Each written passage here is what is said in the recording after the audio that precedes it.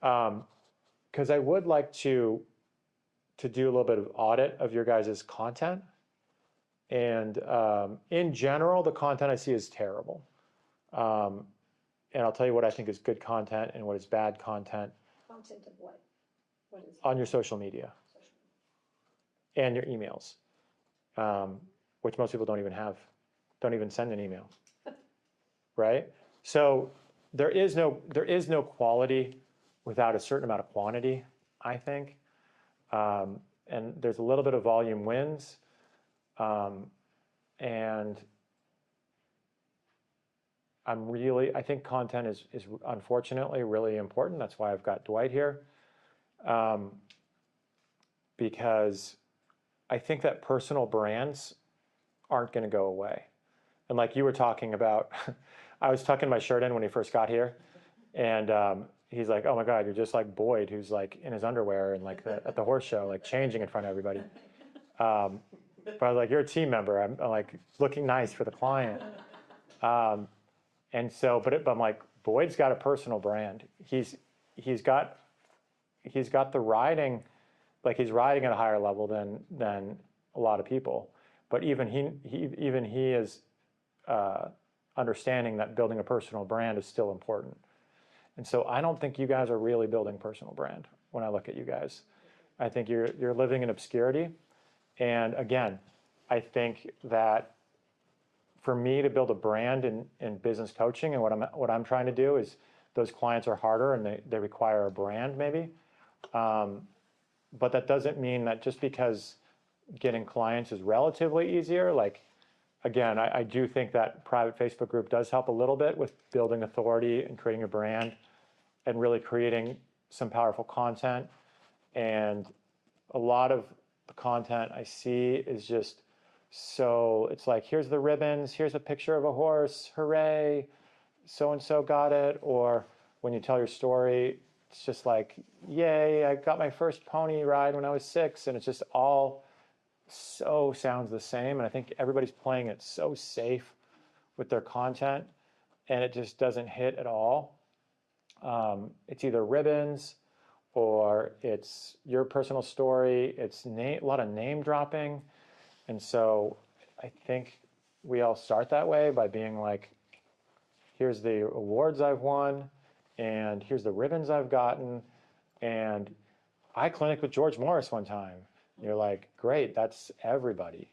You know what I mean? Or whatever it is, like, and I don't think that's really hitting, and I don't think it's really building a personal brand. So I do think that you want to, and I'll tell you what I'm kind of doing, and with better creative, and I know Tina and Josh worked with Dwight to come to their farm and try to create some better creative. So with your ads, you'll get clients with just stock photos or these crappy resolution photos and my copy, but you will do better with better images, better videos, and actually building your own personal brand. Because my copy is still a little stock copy, right? Where you guys can actually start to tell. Like, I think what would be interesting is if you actually try to create a little bit more of a meaningful piece of content where you're explaining, maybe why you're doing this, because a lot of you guys are killing yourselves to do this, and that's what I'm curious about. Like, why are you guys killing yourselves to do this, right? Like, there's a lot of things you could be doing. You know what I mean? A lot of different things. Why this? Like, that to me is kind of interesting. If you're like, a lot of you guys picked yourself back up after some things, and people kind of want to hear that. They want to hear the mistakes you made. They want to hear the problems you went through, and they want to hear some stories, and then mix in some like actual tips and tricks that really do help, like give people value first. I think client success stories mixed in there is always really healthy. So I think kind of building in some content around that, and like every week you might sit down and write something, or just pull out your phone now, like just pull out your phone and talk into the camera and it's really easy to take that audio and then splice in. Like you might tell like a painful story that made you who you are into the camera. I did this recently, like just told a painful story of getting fired or something, and then it's very easy to overlay some old videos into there, and like create something meaningful like once a week, and also layer in better creative, like the story of how you create your riding school, why you're doing this, the sacrifices you've had to make, like your darkest hour, and then like overlay it with like videos of kids. You're like, but I'm still here because I'm committed to teach this community how to ride horses because I know what it can do for your life. I know it can keep you out of trouble. Like that story going out into email. I mean, Farrah ChatGPT'd a bunch of nurture emails that you can use, which will be better. Again, like a certain amount of volume is required. It's going to be better than you guys not even emailing your people. But if every week you wrote like a meaningful email and you committed to building, to be a local hero on social media is so easy relative to people that are trying to build like a nationwide or a worldwide brand. But if you really wanted to be a local hero, because there's not many people doing it, and so you can run ads to literally everybody in 25 miles of you with your phone and your face. And if you guys did that and you put a real budget behind it, you'd be getting stopped at the gas station. Like, oh my God. But none of you guys are, because you're not really building a brand, like a local brand, so cheap. Like you drop like 10 grand and like everybody in your town would know you and your story. And like, oh my God, you're the guy, like the same thing like you guys probably heard on radio, like, oh my God, you're the guy that does like this and this and this. Like if you really wanted to, relative, that's, you have to have a big budget to reach all the eyeballs in the country, but just to reach the eyeballs in your 25 miles, it's not that expensive. And so, I think we need to talk about, and you guys can even pull, if we take a break, you can even pull Dwight aside today, he's only here today, and just say, hey, look, can I make like a 10-minute thing of like why I'm doing this? And then you guys can take that audio and put some old videos behind it and get started doing something like that once a week. It's not that hard. So I do think that there's going to be a lot of changes to your business. I think that local businesses are likely going to endure. Like AI is going to take a lot of jobs, but I don't think that teaching kids and adults to ride horses and show horses is going anywhere. I think these kind of local, real experiences are probably still going to be here. And I think your personal brand is also not really going anywhere. So I think you guys are in a good position. If you also kind of one of the last accessible industries, like you were saying, you're catering, you have, everything's concrete, so they're coming from the concrete jungle to go to the concrete barn, but you're still getting these kids in touch with nature and with, like getting out from behind their screens, and that's actually one of my ads, I think, says, get your kids out from behind the screen, bring them to the barn. Yeah, it might be a tailwind. All this technology might be a tailwind because those ads hit now. I'm like, yes, if you can get my kids off the screens, because the screens are getting so, yeah, I'm like, take my money. If you can really engage them off their screens. And so yeah, going back to Boyd, and I think he's doing a good job building a personal brand. I see a lot of his stuff out there. And again, to protect yourself, because at some point, Boyd probably has a protege that came in, learned everything he does, took a bunch of lessons with him, set up shop, but guess what? You don't even know who it is, right? Because I think his personal brand is a little bit of protection against stuff like that too. But if you have no personal brand, and I come in and I learn all your secrets, like I'm kind of on level footing as soon as I decide to stab you in the back, right? I might build a personal brand, bigger personal brand using your methods. So Is this run on your business? Would this be Bay Area Equestrian Center's Facebook page, or is this Lynn Allman's Facebook page? How do you, for your personal brand, am I building a me brand, or a Bay Area brand? Well, I'm building a brand in the business coaching space, and I kind of want, like, Dwight's going to come to my riding school today. You guys are welcome to come if you want, just down the street. And there's a college student that I hired who just graduated, and like she studied like horses, and she's like all fired up to do something. And so I'm going to kind of be like, I don't want to be the face of my riding school brand, Right. but we kind of need a face. I think that these riding schools kind of need a face. So if my riding school was my primary business, I would be the face of it. But I might, I'm trying to lock her in as the manager, and I want her to tell her story of like why I went to school for horses, why I'm doing this, why I'm spending all my time riding this guy's ponies to make sure they're as safe as possible for these kids. Like why am I doing all this? And have her, if she's up for it, be the face of that business and be the brand. So I don't know if that's a good thing or a bad thing. I get what you're saying, that, I think you need to choose a face of your business, and they need to be creating some content.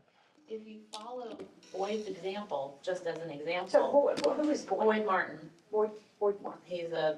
B-O-Y-D? BOYD. He's got his personal page that he does, all the videos that he does of his branding on his personal And what- page and on the what does he Enduro. do? He's a 5-star eventer, he's been on our Olympic team like 4 times. He's, been named the team #1 rider in the United States like 5 or 6 years in a row or something like that. No, it's okay. Probably not a good Well, he's example, amazing. because He's it's easy to build a amazing. So, brand but- if you have that kind of accolades. But Right. Tristan Tucker, to your point, Right. Changed the way he's branded himself. over For the sure, years. yeah, the Like last over year, the years, really. he has invested in branding himself far Yes. more than most people in our sport do. Right. And But he also does it on his personal page and on the Windura page, so He's if you look, relatable if you, now. he is, right, he's I think relatable to that's where horse he made people a and big non. shift, was like before, it's like, you can't relate to the Olympian, because you Yeah, run right. the Olympics, but you can relate to the dad who's out riding horses with his kids and jumping his bike into a pond, and exactly, like, he exactly. changed from being this person who you can't figure out how to become to, oh, he's just a dad, normal oh, Those he's people out riding stage with his just like the kids. rest of us, Yeah, Yeah. you know? Yeah. like- He's going to the Olympics next week, and he's jumping a bike into a pond, and Yeah. the week Oh, before, yeah, and that was doesn't good care, video. and, Down a long, that, steep with hill. that we can all relate to. I Right. think that's, and I don't really follow Boyd, I guess, but I see his But you videos, see and I that, don't right. follow him. So you don't, Uh, Yeah. My thought with you building someone else as your brand for your riding school, are you setting them up to take your business easier? Because for sure. you're putting more money into like, hey, here's this person, they're great, this is their story, and I'm gonna invest into them, but then you're making everyone know them to a point where if they wanted to leave, it would be easier because For sure.